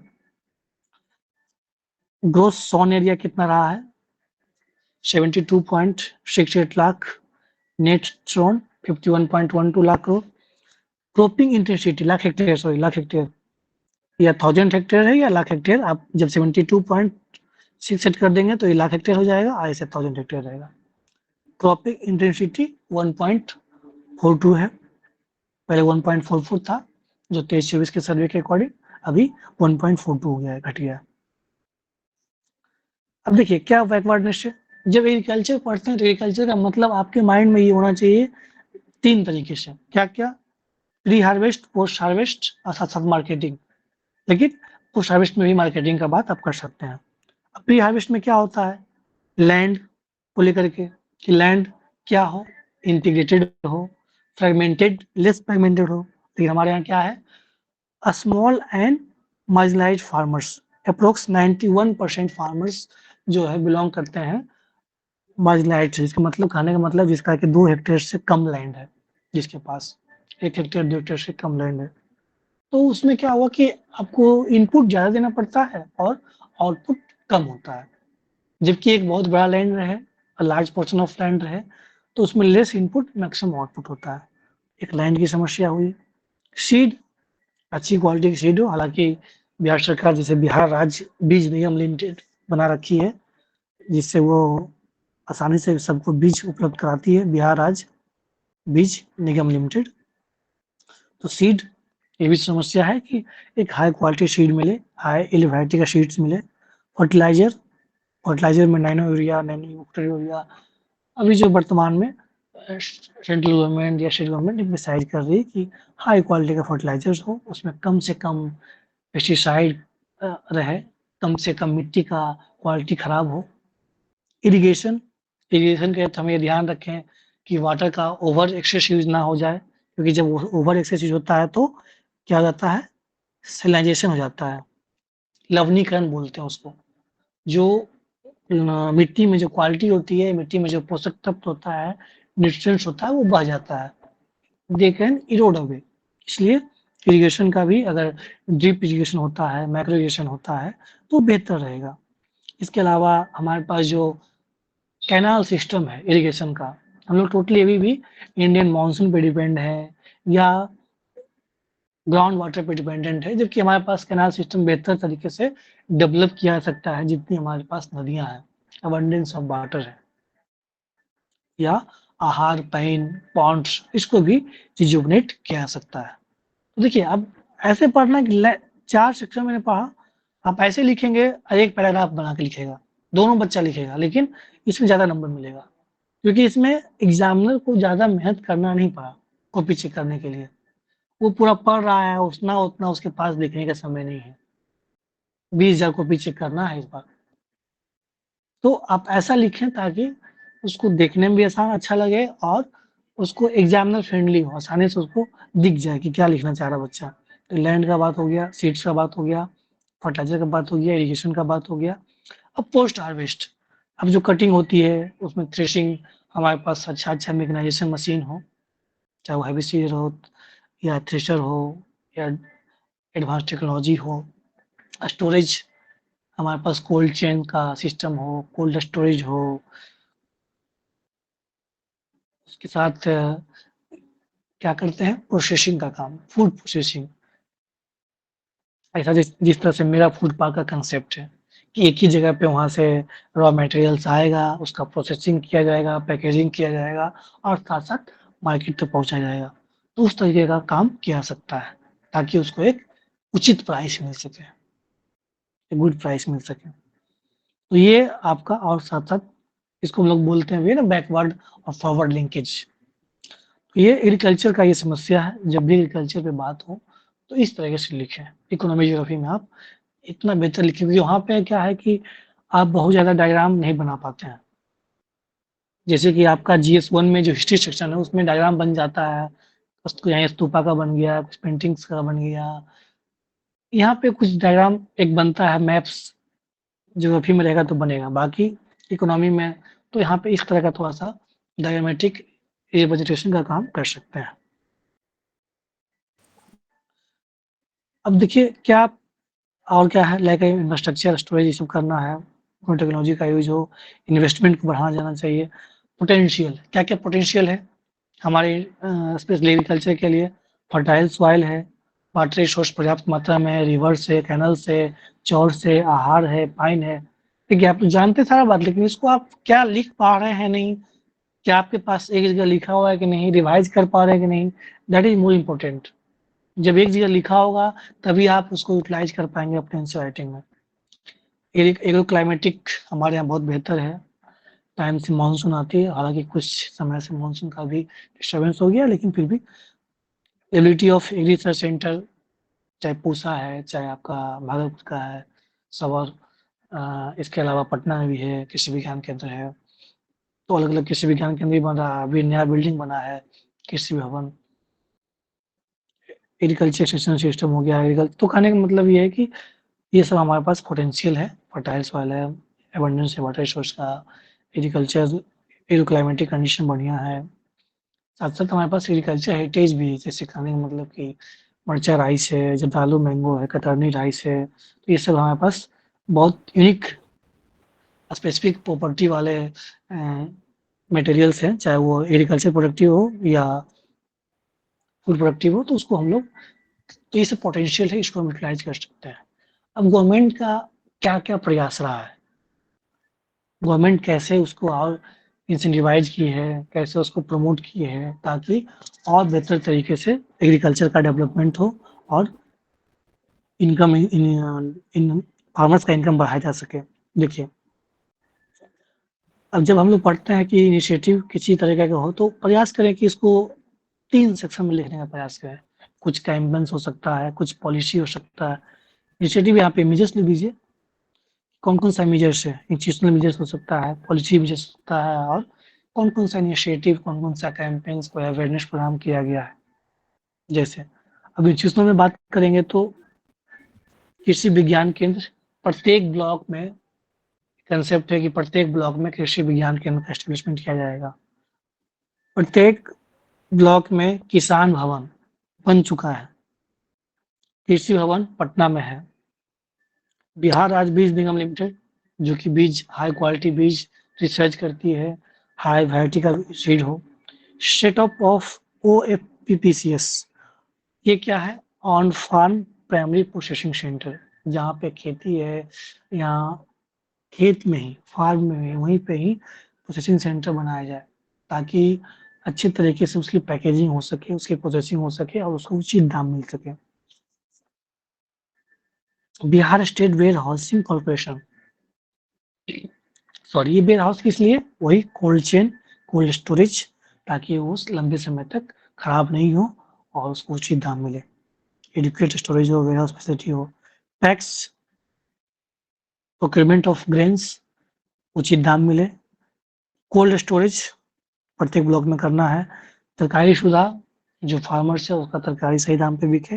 और ये PVCS, प्राइम, जिस तरह से पैक्स था उसी तरीके से प्राइमरी वेजिटेबल कोऑपरेटिव सोसाइटी, इसको आप ध्यान रखेंगे कि ये आपका संस्था है। एग्रीकल्चर से संबंधित कौन-कौन सी संस्थाएँ काम कर रही है, क्या-क्या इंस्टीट्यूशनल मेजर्स बिहार गवर्नमेंट ने ले रखा है। कुछ पॉलिसी, एक तो पॉलिसी आपका Bihar agriculture investment promotion policy, जो कि 2020 में आया था, वो पॉलिसी इम्पोर्टेंट है। उसके अलावा first agriculture road map, second agriculture road map, third agriculture road map और फोर्थ, ये तीनों लिख देंगे। चौथा को थोड़ा-सा एक्सप्लेन कर देंगे, क्या-क्या उसमें बेनिफिट्स है। अब इसमें क्या है, फोर्थ एग्रीकल्चर शॉर्ट में भी आ सकता है, लॉन्ग में भी आ सकता है, तो इसको आप ध्यान रखेंगे। इसमें क्या-क्या डायमेंशन है, क्या-क्या प्रोविजंस है, जैसे सीड हब एस्टेब्लिशमेंट करना, एग्रीकल्चर मार्केट के लिए ऑर्गेनाइज करना, कितना फंडिंग किया गया है, 1.62 लाख करोड़ रुपया। Climate resilient agriculture, climate friendly agriculture, organic corridor, centre of excellence, Parag scheme, जो कि स्पेशली बी कीपिंग के लिए है। जो एग्रीकल्चर एंड सेक्टर हम लोग पढ़ते हैं, कृषि एवं संबंधित क्षेत्र, तो उसमें पढ़ना होता है। और क्या चीज़ फोकस है? क्रॉप का डाइवर्सिफिकेशन हो, फसल विविधकरण, फूड का प्रोडक्टिविटी बढ़े, ये पॉलिसी ध्यान रखना ही है। तो इसके अलावा और क्या है? नया टेक्नोलॉजी फोकस है, 9000 लैब्स बनना है और साथ-साथ production of course grains, millets. तो ये आपका पॉलिसी में है, फर्स्ट, सेकंड, थर्ड, उसके अलावा फोर्थ का जो-जो प्रोविज़न है उसको लिख देंगे। कुछ-कुछ इनिशिएटिव है, जैसे one Bihari dish in every plate. Bihar government का ये मकसद है कि प्रत्येक थाली में एक बिहारी डिश हो, पूरे ऑल इंडिया में। जल जीवन हरियाली रिजुविनेट करना, ताकि कैनाल को, आहार को, पाइन्स को, इरिगेशन में उसको यूज़ लाया जा सके। हर खेत तक सिंचाई का पानी, ये आपका 7/2 का भी प्रोग्राम है। डीजल सब्सिडी स्कीम, डीजल कम दाम पे डीजल ना मिले, ताकि इरिगेशन में उसको हेल्प मिले या किसान को लेस इनपुट पे मैक्सिमम आउटपुट हो। हरित कृषि संयंत्र योजना, भाड़े पे दिया जाता है संयंत्र मैकेनाइजेशन करने के लिए। ड्रोन्स, सीडर, थ्रेशर, हाइब्रिड कृषि विद्युत संबंध योजना, सब्सिडी दी जाती है या बहुत कम चार्ज, मिनिमम चार्ज लिया जाता है और बिजली उपलब्ध कराई जाती है किसान को, ताकि इरिगेशन कर सके। नीम कोटेड यूरिया, एलोनिक यूरिया, बिहार राज्य फसल सहायता योजना, साथ-साथ बिहार ने कृषि कर्मण अवार्ड भी जीता है। तो ये आप ध्यान रखेंगे कि जब एग्रीकल्चर से कौन-कौन सा मेजर्स बिहार गवर्नमेंट ने लिया है, तो अलग-अलग टाइम में। जब आप ऐसे याद रखेंगे कि इन 3 डायमेंशन में, तो आपको आसानी से होगा कि आपको कुछ छूटेगा नहीं, कि हाँ, हमने सारा डायमेंशन कवर कर दिया है। इंस्टीट्यूशनल भी बता दिया, कुछ पॉलिसी वो बता दिया, कुछ जो अवेयरनेस है, कुछ कैंपेन्स है उसके बारे में बता दिया। ओवरऑल क्या मकसद है? इंश्योर फूड सिक्योरिटी हो, न्यूट्रल सिक्योरिटी हो, फार्मर्स का इनकम बढ़े, एग्रीकल्चर प्रोडक्टिविटी बढ़े, सस्टेनेबल यूज। ये लिखने का मतलब है कि आप जो शब्द हैं वो अलग-अलग लिखें। Leveraging, bridging, overcoming, robust mechanism, digitalisation of agriculture, production millets, organic farming. तो ये ओवरऑल क्या मकसद है बिहार गवर्नमेंट का। इसी तरीके से इंडस्ट्री में आते हैं। सेकेंडरी सेक्टर कितना कंट्रीब्यूशन है? 21.5%। ग्रोथ रेट कितना रहा है? 8.2%। इसको जरूर ध्यान रखेंगे, ये महत्वपूर्ण है, क्योंकि आप कहीं भी जब चिपकाएंगे तो ये data as per economic survey 2024-25। क्या कॉजेज है? जिस तरीके से हमने पढ़ा एग्रीकल्चर में प्री हार्वेस्ट, पोस्ट हार्वेस्ट, ठीक उसी प्रकार से हम लोग जब इंडस्ट्री की बात करते हैं तो 4 महत्वपूर्ण चीजें आती है। Land, labour, capital, enterprises. उसके बाद आपका इंफ्रास्ट्रक्चर। तो लैंड में क्या समस्या है? वही समस्या है, फ्रेगमेंटेड लैंड है। लैंड का एक्विजिशन में आज भी समस्या है। बीएडा को लैंड एक्विज करने में बहुत समस्या होती है, हर एक जगह बंदी किया रहता है। लैक ऑफ स्किल्ड लेबर, हमारे पास लेबर तो है, चीप लेबर है, लेकिन अभी भी वो स्किल्ड लेबर नहीं है। कैपिटल, हमारे पास कैपिटल इन्फ्यूजन अभी भी कम है, इन्वेस्टमेंट कम हो रहा है, सेविंग रेट्स भी कम है। तो एक तो हमारे पास सेविंग कम है, सीडी रेशियो भी खराब है, कैपिटल इन्वेस्टमेंट भी कम हो रहा है, इंटरप्राइज फैक्ट्रीज वगैरह बहुत कम है। इंफ्रास्ट्रक्चर डेवलप हुआ है, लेकिन और भी अधिक डेवलपमेंट करने की जरूरत है। एक्सप्रेसवे बनाने की ज़रूरत है, चाहे वो पटना से लेकर के साउथ वेस्ट से साउथ ईस्ट, नॉर्थ ईस्ट से नॉर्थ ईस्ट, मतलब पूर्ण रूप से बिहार का कनेक्टिविटी हो। एक अलग से डेडिकेटेड फ्रेट कॉरिडोर भी हो, जैसे बन भी रहा है। इंडस्ट्रियल टाउन का डेवलपमेंट जो बिहार में गया का डेवलपमेंट हो रहा था, ऐसा 4-5 और इंडस्ट्रियल टाउन बनाया जाए। अर्बनाइजेशन अभी भी कम है, मार्केट एक्सेस उसकी वजह से तब डिमांड कम रहेगा, क्योंकि जितना लेस अर्बनाइज्ड उतना डिमांड कम। तो फिर जब डिमांड कम होगा तो फैक्ट्री प्रोडक्शन करेगी तो फिर नुकसान होगा। और ये फिजिकल में हो गया, सोशल में ये सब चुनौती है ही। Poverty, caste, literacy, high population, brain drain, inequality, migration. तो ये क्या है? कॉज। कॉज कैसे पढ़ेंगे? लैंड, इसको ऐसे ही लिखेंगे, एग्जाम में ऐसे ही लिखेंगे। Land, labour, capital, enterprise, infrastructure. में दोनों बात बताएंगे, फिजिकल, सोशल। इतना अगर आप लिख देते हैं काउच, आपको लिखने की कोई ज़रूरत नहीं बाकी चीज़ें। वो जो पैराग्राफ तो लिखना ही नहीं है, बस शुरू में इंट्रोडक्शन देना है, बाकी आप प्रयास करें कि हाँ, ये देखिए अब हमारे पास कौन-कौन सा इंडस्ट्री है। एग्रो वेस्ट तो है ही, फूड प्रोसेसिंग जो फ्रूट का, वेजिटेबल्स का, ग्रेन्स का, पल्स का, मिल्क का, टेक्सटाइल है, शुगर है, इंडस्ट्री है, milk, meat, fish, egg, organic product, organic food. इसके अलावा नॉन एग्रो में भी है। इसके लिए पॉलिसी भी बिहार गवर्नमेंट ने लाई है, टेक्सटाइल के लिए, लेदर के लिए, सीमेंट के लिए, फार्मास्यूटिकल्स के लिए, आईटी, प्लास्टिक के लिए, रबर के लिए, हेल्थ केयर, बायोफ्यूल, टेक्निकल। तो ये सारा नॉन एग्रो इंडस्ट्री है, जिसको कि हमारे पास पोटेंशियल है, डेवलप किया जा सकता है। सॉरी, इसमें बहुत सारा कुछ पॉलिसी बिहार गवर्नमेंट ने भी लाया भी है, जैसे बायोफ्यूल्स के लिए लाया गया है, रबर के लिए लाया गया है, प्लास्टिक के लिए लाया गया है, फार्मास्यूटिकल्स के लिए लाया गया है, टेक्सटाइल के लिए लाया गया है, ताकि अधिक से अधिक प्रमोट करें और वहाँ पे फैक्ट्री लगे और उसका प्रोडक्शन हो। ये देखिए इनिशिएटिव, कौन-कौन सा इनिशिएटिव इंडस्ट्री में किया गया है। इसमें अलग-अलग, इसमें भी वही बात करेंगे मेजर्स, कौन-कौन मेजर्स है, इंस्टीट्यूशनल है, पॉलिसीज़ है और कैंपेन्स। अब इंस्टीट्यूशनल में क्या-क्या है? बीएडा का बात करते हैं, Bihar industrial area development authority land acquisition का काम करती है, बहुत कम दाम पे जो इन्वेस्टर्स हैं उसको, या फैक्ट्री जो लगाने वाले हैं उसको कम दाम पे लीज पे देती है।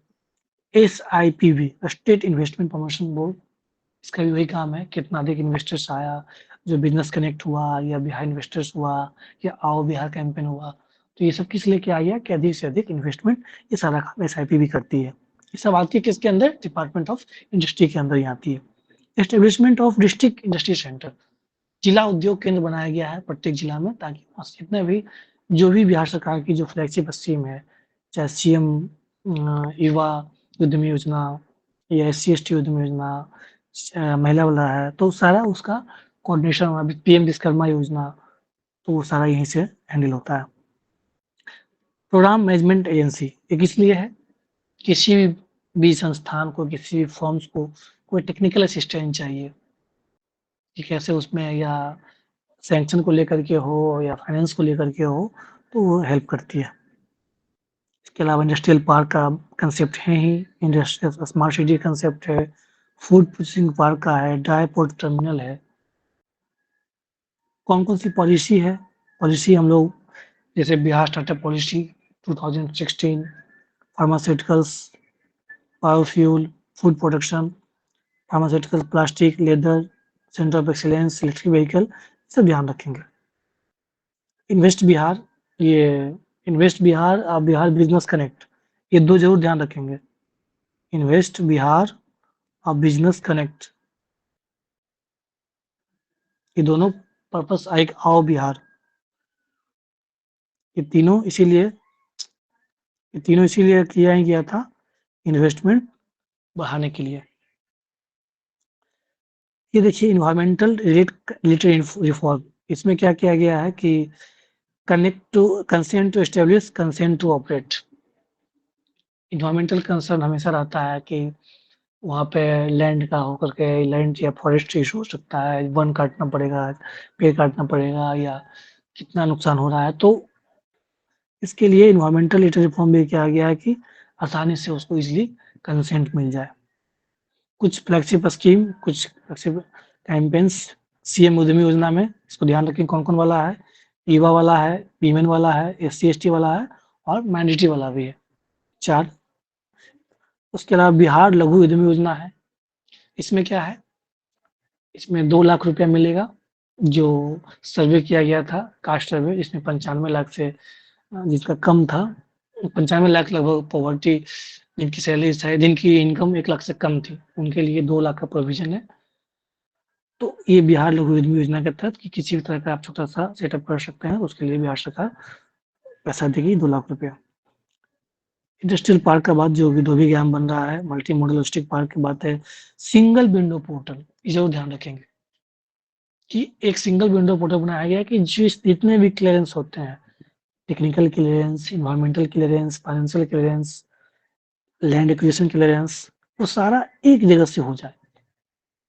वो सिंगल विंडो पोर्टल बनाने का माध्यम यही है, ताकि कोई भी इंडस्ट्री सेटअप करना चाहे तो उसका सारा क्लीयरेंस आसानी से हो सके। Chanpatia model, plug and play, बहुत महत्वपूर्ण हो गया। कोरोना में ये इनिशिएटिव स्टार्ट हुआ था और आज भी ये इम्प्लीमेंट अच्छे तरीके से हो रहा है। अब यार उद्योग संवाद पोर्टल, यही कि हम कौन-कौन सा उद्योग के लिए कौन-कौन सा हम लोग इनिशिएटिव चला रहे हैं और वो इन्वेस्टर फ्रेंडली बना रहे हैं, इंडस्ट्री ताकि सेटअप हो सके। उद्योग मित्र भी इसके लिए रिक्रूट किया गया है। तो ये इंडस्ट्री से संबंधित बिहार सरकार ने क्या-क्या इनिशिएटिव लिए हैं, कौन-कौन सा मेजर्स किए हैं, इंस्टीट्यूशनल मेजर्स, पॉलिसी, कैंपेन, इसको आप लोग ध्यान रखेंगे।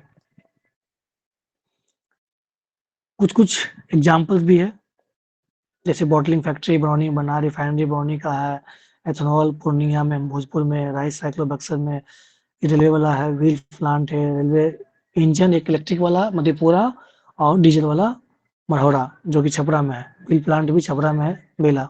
सीमेंट फैक्ट्री फतुआ हो गया, न्यूक्लियर पावर प्लांट बनने वाला है, जो कि नवादा में बनने वाला है। एनटीपीसी कहाँ-कहाँ है, बाढ़ में है, कहलगाँव में है, नबीनगर औरंगाबाद में है, चकिया बरौनी में भी है, बेगूसराय। इससे कुछ एग्ज़ाम्पल है, ध्यान रखेंगे।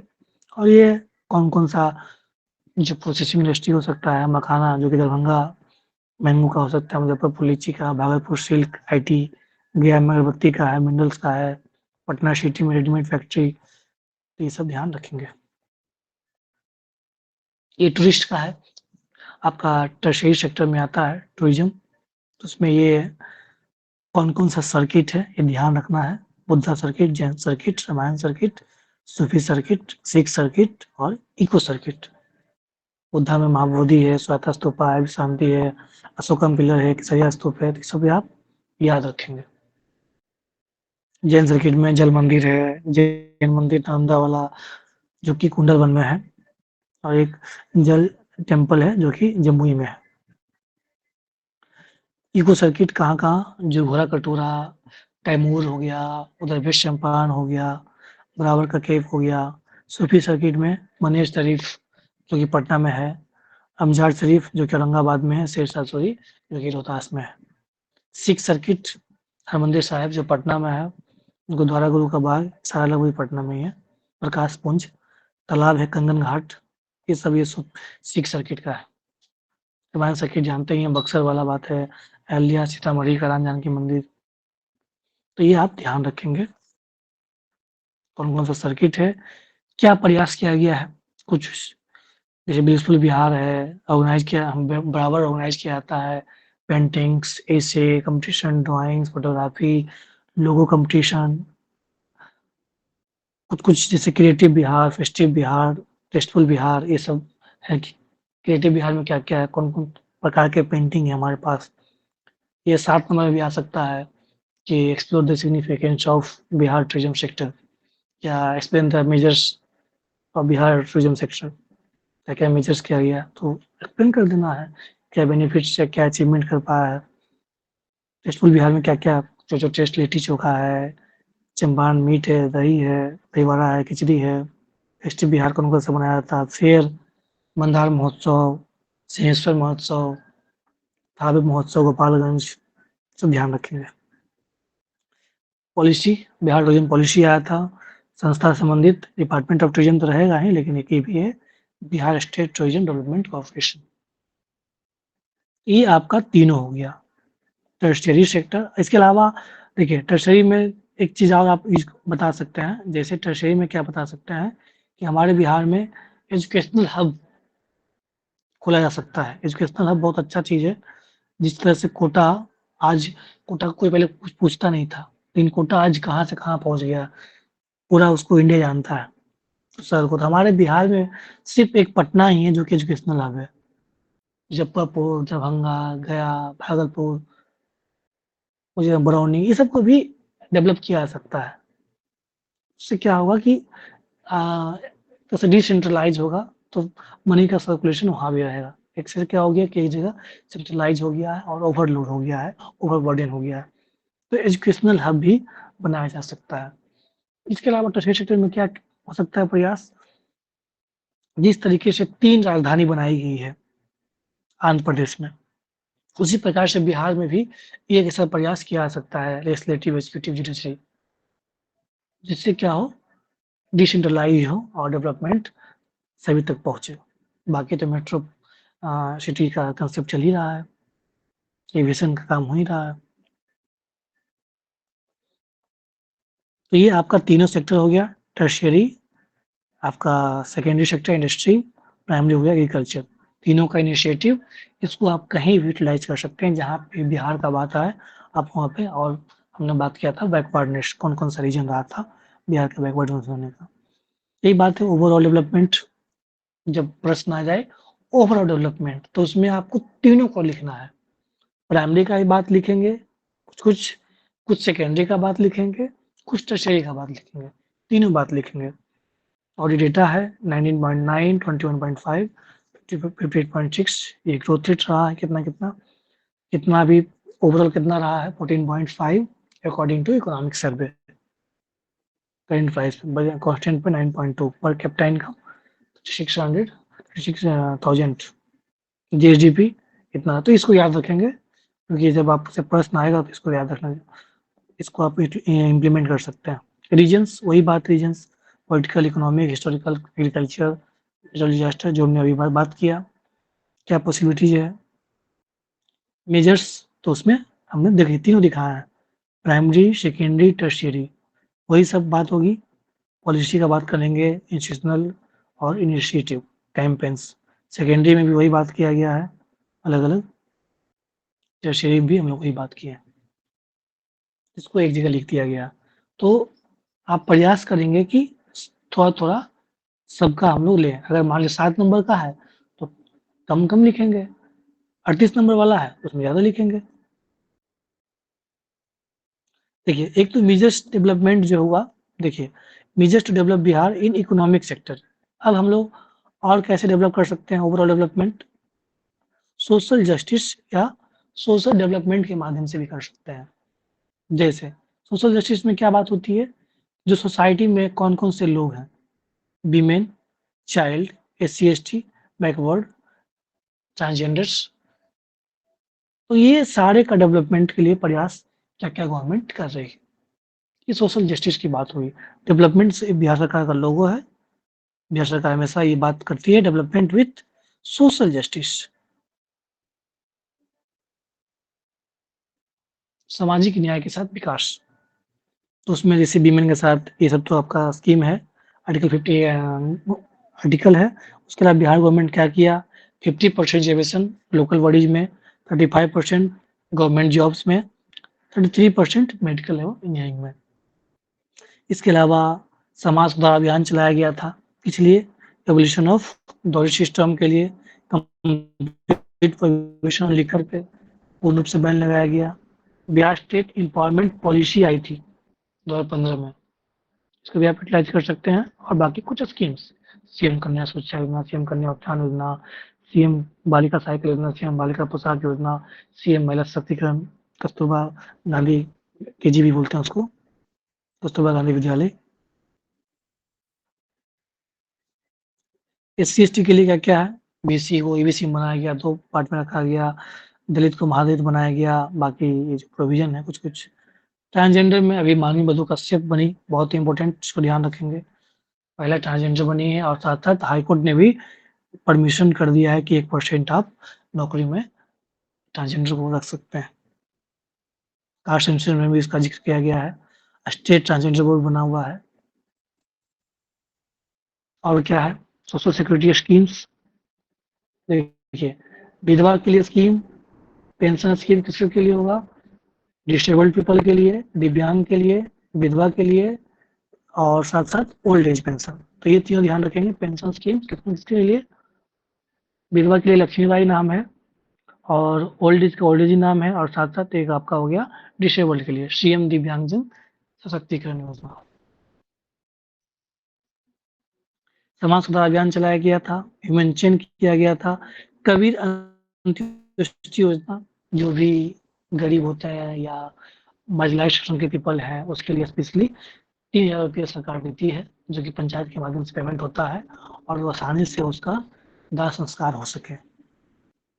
सीएम उद्यमी योजना, सीएम पारिवारिक लाभ योजना, जिसमें 20,000 रुपये मिलता है, किसी भी तरह का मिसहैपनिंग होता है सडन में, तो सीएम पारिवारिक लाभ योजना के तहत इंस्टेंट रिलीफ दिया जाता है, 20,000 रुपया। इन्वायरमेंटल सस्टेनेबिलिटी, जल जीवन हरियाली है, अमृत सरोवर है, Bihar state pollution control board है, सेंडाई फ्रेमवर्क लॉ एडॉप्ट करने वाला बिहार पहला स्टेट बना था पूरे ऑल ओवर इंडिया में। Bihar become the first state to adopt Sendai framework. Environment से संबंधित बाकी अभी ग्रीन कवर बढ़ ही रहा है। कितना ग्रीन कवर बताइए, फॉरेस्ट प्लस ट्री 10% के आसपास है सर, 7.9 अपडेटेड 8% है सर टोटल। टोटल कितना है, टोटल 7.9 प्लस 10.6 अपडेटेड 8% शायद इतना ही है। एक बार देख लीजिए, 8% है सर। एक बार देख लीजिएगा, मतलब कहने मतलब कि लगभग इतना ही 10 के अराउंड है। जीविका देखिए, जीविका भी जब सोशल डेवलपमेंट की बात होती है तो जीविका का नाम आएगा ही आएगा। जीविका भी 2-3 स्कीम जरूर ध्यान रखेंगे। एक तो जीविका 7 नंबर 8 नंबर भी आ सकता है, लॉन्ग में भी पिछला बार आ चुका है 69 में, और शॉर्ट में तो डेफिनेट है कि आएगा ही आएगा। और कहीं नहीं आया तो ओवरऑल डेवलपमेंट में तो यूटिलाइज कर ही सकते हैं। एक तो SHG का बात करते हैं, सेल्फ हेल्प ग्रुप का बात करते हैं, सतत जीविकोपार्जन योजना उसका एक योजना है, बहुत एक एग्री एंटरप्रेन्योरशिप योजना है। इसमें एग्रीकल्चर जो भी एग्रीकल्चर से संबंधित जो भी लोग हैं, तो उसको जो एग्री सखी होती है, एग्रीकल्चर एंटरप्रेन्योरशिप होता है, वो किसान को एक्सेस करता है सुविधाएं, चाहे वो सीड्स को लेकर के हो, फर्टिलाइजर्स को लेकर के हो। सतत जीविकोपार्जन में क्या है कि उसको लोन दी जाती है और किसी तरह का आप कोई भी व्यवसाय कर सकते हैं और आसानी से अपना विमेन एम्पावरमेंट, फाइनेंशियल एम्पावरमेंट कर सकते हैं। विलेज टूल बैंक, स्किल से संबंधित टूल बैंक भी दिया जाता है। टेलरिंग का काम है, आपका जितना भी आप इंडस्ट्री हो सकता है, लघु उद्योग का इंडस्ट्री हो सकता है, उस पे ये वर्क करती है। तो स्वतः जीविकोपार्जन योजना, विलेज टूल बैंक हो गया, वीमेन लेड एंटरप्राइज और एग्री एंटरप्रेन्योरशिप, इसका ध्यान रखेंगे। बाकी साथ में सेवन तो फ्लेक्सिबल स्कीम है ही। तो सोशल जस्टिस, सोशल डेवलपमेंट की जब बात हो कि कैसे, अब देखिए प्रश्न कभी कभी आता है कि सामाजिक, जैसे ये प्रश्न आ सकता है कि सामाजिक न्याय के साथ विकास बिहार सरकार किस प्रकार से कर रही है, इलुसिडेट, स्पष्ट करें, एग्जामिन करें, मूल्यांकन करें। तो उसमें आप ये बात लिखें, ये नहीं कि इकोनॉमी लोग घुसा रहे हैं, इकोनॉमी लोग घुसाएंगे, कम घुसाएंगे, लेकिन जहाँ बात हो रही है सोशल जस्टिस, सोशल बात करेंगे, उसमें वीमेन का बात करेंगे, चाइल्ड का बात करेंगे। जो डिमांडिंग प्रश्न है वही लिखिए। होता क्या, हम लोग देखते हैं कि मार्क्स कम आया, मार्क्स कम नहीं आता, लिखते हैं हम लोग 5 पे 6 पे लिख ही देते हैं, लेकिन जो प्रश्न है उसके अकॉर्डिंग नहीं लिखते हैं, दैट्स वाई। तो ये जब सोशल का बात हो तो ये लिखेंगे, इकोनॉमिक का बात है हमने बताया, प्राइमरी सेकेंडरी टर्शियरी का बात करेंगे। अब ये है बिहार का एडमिनिस्ट्रेशन, लॉ एंड ऑर्डर। हाँ बताइए सर, वो जो हायरार्की था एसएसजी के ऊपर वाला, वो थोड़ा समझ ना आया, मतलब हाँ इसके जस्ट हाँ मैं बता देता हूँ,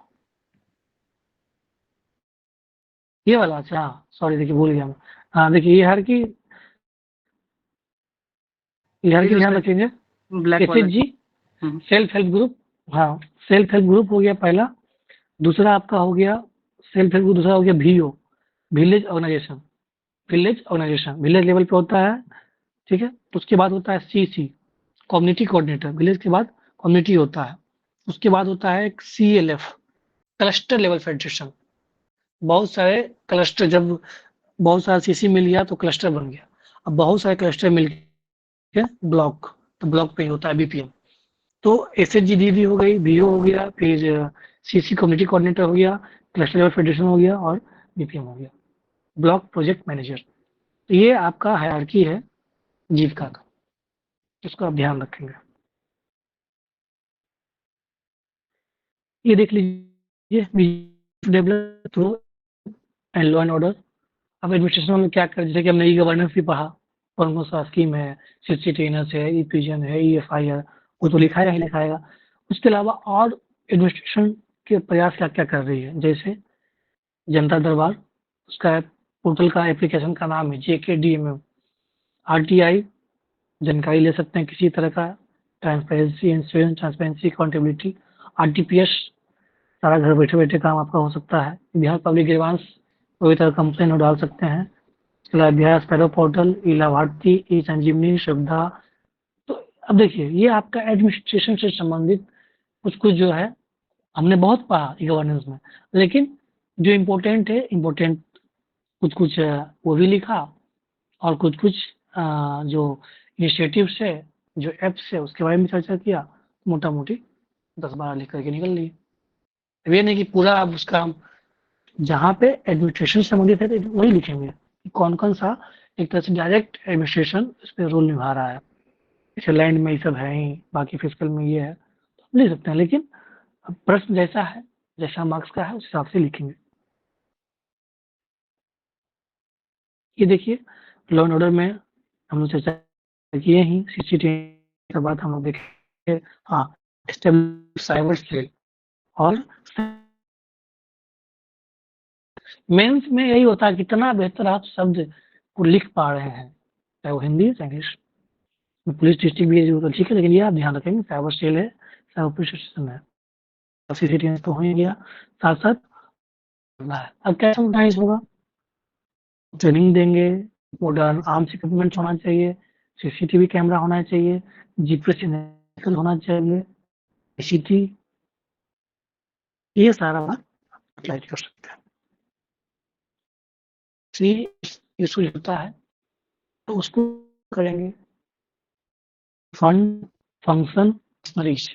फंड अभी वो फंड संख्या और बढ़नी चाहिए, अलग अलग, अब फंक्शन अलग अलग डिपार्टमेंट होना चाहिए, पेट्रोलिंग का अलग और उसका अलग चाहिए। ई कमान है, चक्र base, LTS, law and order ऐसे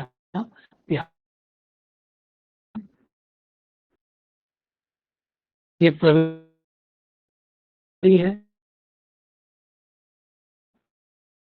स्ट्रक्चर डिस्ट्रीब्यूशन स्टेशन ये सारा प्लान है। आप मैन्युफैक्चर बना सकते हैं, डिस्ट्रीब्यूट कर सकते हैं, ना उसका सर पूरा वॉइस ब्रेक हो कर रही है। सकते हैं ना। हेलो जी सर वॉइस तो ब्रेक हो रही है। थोड़ा वॉइस का इशू है, आप रिज्वाइन कर लें कार्तिकेन जी। ओके ओके ये कि क्या क्या इसमें लॉ कर रहा है कि किस लिए लाया गया था, डोमेस्टिक वायलेंस को कम करने के लिए, रोकने के लिए, और साथ साथ जो एल्कोहल पे जो एक गलत तरीके से इनडायरेक्ट टैक्स रूप में नहीं आ रहा था, और सामाजिक सुधार जो सोशल जस्टिस हम ऊपर जो पढ़े थे, तो ये माननीय नीतीश कुमार का यही था। तो इसमें एक में क्या-क्या है, जो मैन्युफैक्चर नहीं कर सकते हैं, डिस्ट्रीब्यूशन नहीं कर सकते हैं, ट्रांसपोर्टेशन नहीं कर सकते हैं, कलेक्शन नहीं कर सकते हैं। तो ये आप है, अगर 7 नंबर 8 नंबर प्रश्न आ सकता है, तो आप देख लेंगे क्या प्रोविज़न है एक्ट का। कोई अगर किसी तरह का अगर कंज्यूमिंग कर रहा है तो उस पे पेनल्टी लगेगा, इन्वेस्टिगेशन का टाइमलाइन होता है, फैमिली मेंबर्स को डिस्टर्ब नहीं किया जाएगा, जो पिया उसी को ही फाइन किया जाएगा, उसी पे चार्ज किया जाएगा। ये नहीं कि बुलडोज़र एक्ट के तहत किसी को भी डिस्टर्ब कर दें। बुलडोज़र जो आजकल अब ये प्रणाली बन गई है, ट्रेडिशन बन गया है। तो ये हो गया कॉन्स्टिट्यूशनल प्रोविज़न आर्टिकल 47। तो इसमें क्या पॉजिटिव है, क्या नेगेटिव है, ये जान लेते हैं हम लोग। पॉजिटिव क्या है, जैसे देखिए कुछ डेटा है, उसको ध्यान रखेंगे। According to NFHS national family health survey, जिसमें कहा गया है कि लगभग 41.7% डिक्रीमेंट हुआ है, जो कि पहले जो अल्कोहल यूज़ करते थे, और उसी तरह से वीमेन का भी। तो इसको आप ध्यान रख सकते हैं। इतना पीपल पे सर्वे किया गया था 1 करोड़ पे, तो उसमें ये भी देखा गया है कि लगभग 95% ने अल्कोहल छोड़ दिया है। ये पॉजिटिव डेटा है। क्या क्रिटिसिज़्म है, आप क्या सुनते हैं, क्या इससे कोई मतलब नहीं है, एग्ज़ामिनर को उससे मतलब नहीं है। तो पॉजिटिव जो चीज़ें हैं वो लिखेंगे, नेगेटिव का भी, जो आपका एक बैलेंस्ड आंसर होता है। लेस वायलेंस, ये बिल्कुल सही बात है, ये तो पहले की अपेक्षा बहुत घटा है। डोमेस्टिक वायलेंस भी घटा है। हेल्थ, जो पहले लोग खर्च करते थे कंजम्पशन करने पे लिकर, अब वो कहीं मिल्क पे खर्च हो रहा है, या कहीं न कहीं वो हेल्थ का जो डैमेज हुआ था उससे अब पैसा बच रहा है। पॉकेट एक्सपेंडिचर खर्च हेल्थ पे कम हो रहा है। पॉवर्टी रिडक्शन, तो उससे क्या हुआ है कि पॉवर्टी का भी रिडक्शन हुआ है, और साथ-साथ मनी सेविंग भी हुआ है। एक्सीडेंट भी कमा है, रोड एक्सीडेंट, क्योंकि हमेशा क्या होता था ड्रंक करके पीते थे, तो पहले की अपेक्षा रोड एक्सीडेंट भी घटा है। ये कुछ-कुछ पॉजिटिव है, इसको ध्यान रखेंगे, और एक तो डेटा है उसको भी ध्यान रखेंगे।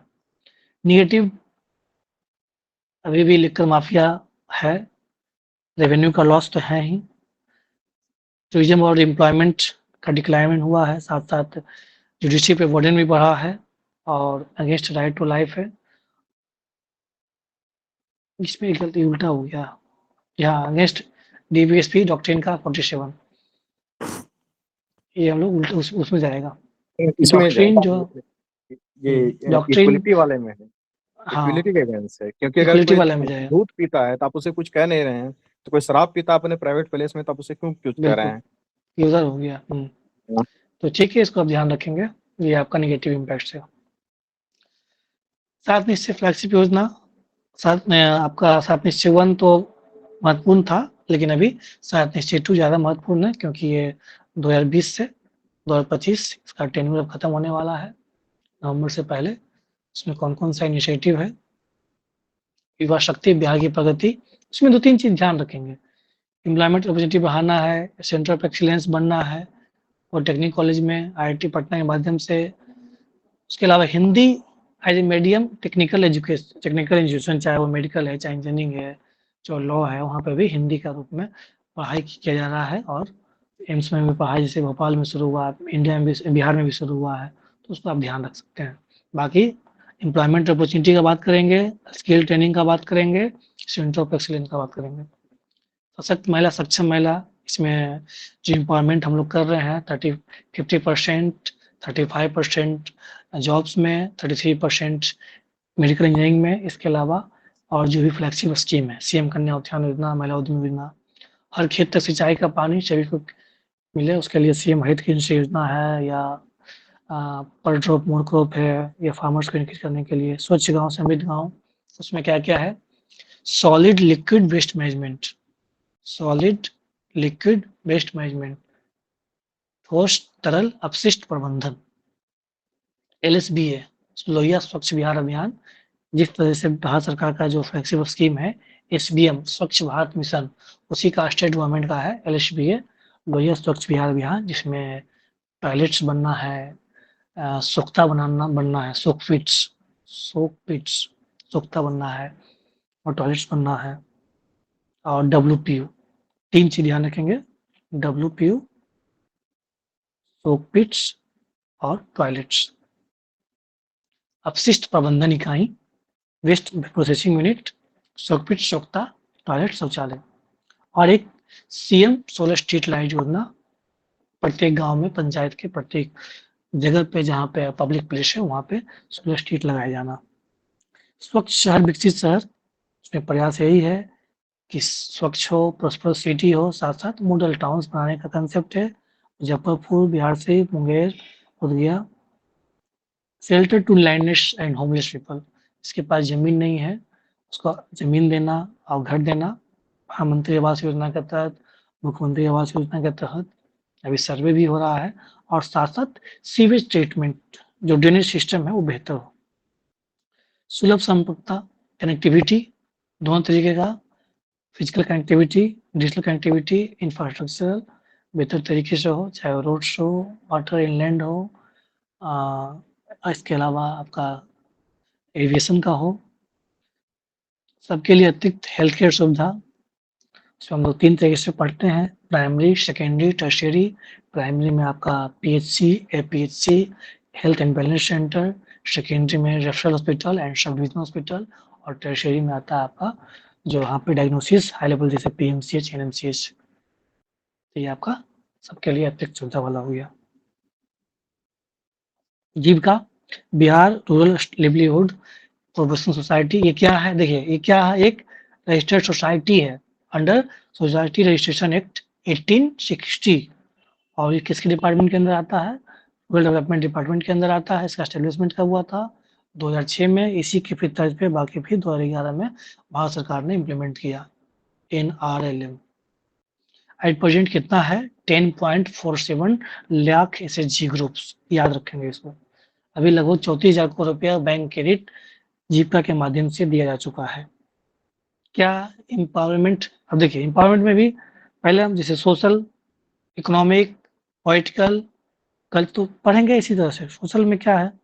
वेन एम्पावरमेंट, जैसे वीमेन लेड एम्पावरमेंट हो गया, वीमेन लेड इंटरप्राइजेज हो गया, वीमेन लेड एसएचजी हो गया, फाइनेंशियल लिटरेसी, सब शब्द है, ध्यान रखेंगे।